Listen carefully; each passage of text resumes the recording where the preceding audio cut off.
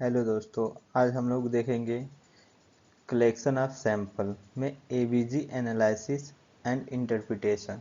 Collection of sample and ABG analysis interpretation.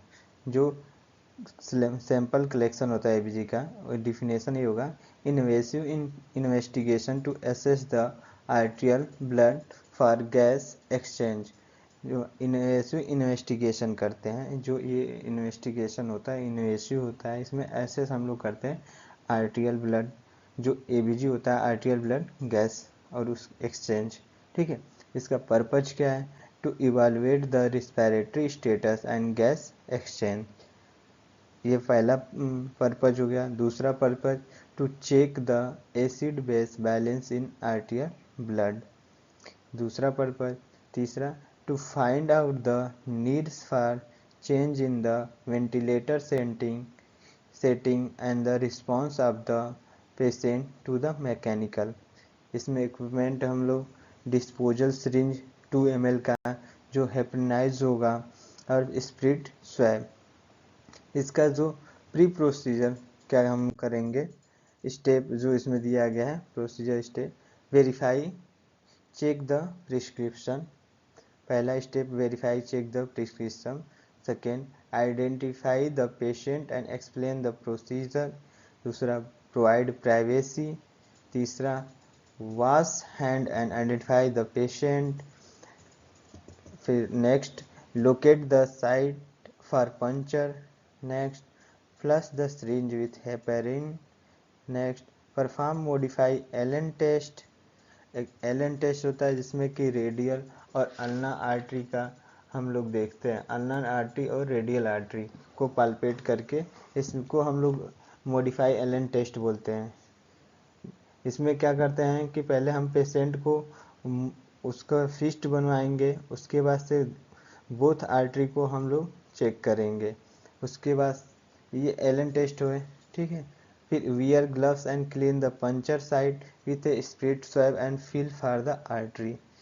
Insert the needle at the 30 angles to skin at the point of maximum pulsation. जहाँ पे ज़्यादा feel हो रहा है वहाँ पे हम 30 डिग्री एंगल बना के इंसर्ट करेंगे। Advance the needle till the blood goes into the syringe. Withdraw 2 to 5 ml and withdraw the needle. Apply prime pressure at the puncture site and apply a band aid gauge piece at the puncture site. ABG normal value क्या होती है? PH जो होगा blood का 7.35 से 7.45। Partial pressure of oxygen 75 to 100 mmHg। Partial pressure of carbon dioxide जो 35 से 45 mmHg।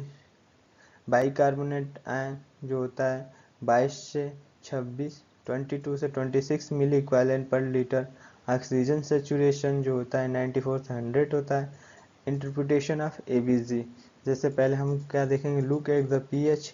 अगर पीएच इंक्रीज है तो एल्कोलोसिस, डिक्रीज है तो एसिडोसिस। फिर हम लोग देखेंगे पार्शियल प्रेशर ऑफ CO2, अगर जो इंक्रीज है तो रिस्पिरेटरी एसिडोसिस, डिक्रीज है तो रिस्पिरेटरी एल्कोलोसिस। नेक्स्ट, फिर हम look at the H bicarbonate ion देखेंगे, इंक्रीज तो मेटाबॉलिक एल्कोलोसिस, डिक्रीज है तो मेटाबॉलिक एसिडोसिस। और एक हमें एक टेबल फॉर्म में, जैसे कि रिस्पिरेटरी जो एसिडोसिस होता है इसमें पीएच डिक्रीज होगा, पार्शियल प्रेशर जो CO2 इंक्रीज होगा, और बाइकार्बोनेट जो आयन होता है नॉर्मल होता है। रिस्पिरेटरी एल्कोलोसिस में इंक्रीज पीएच होगा, पार्शियल प्रेशर CO2 डिक्रीज होगा, बाइकार्बोनेट नॉर्मल होगा। मेटाबॉलिक एसिडोसिस में डिक्रीज होगा, partial pressure of CO2 normal, फिर बाइकार्बोनेट डिक्रीज होगा। मेटाबॉलिक एसिडोसिस में क्या होगा, पीएच इंक्रीज होगा, partial pressure of CO2 normal, फिर bicarbonate ion increase. Next, thank you दोस्त, आपको ये वीडियो पसंद आए तो लाइक एंड शेयर।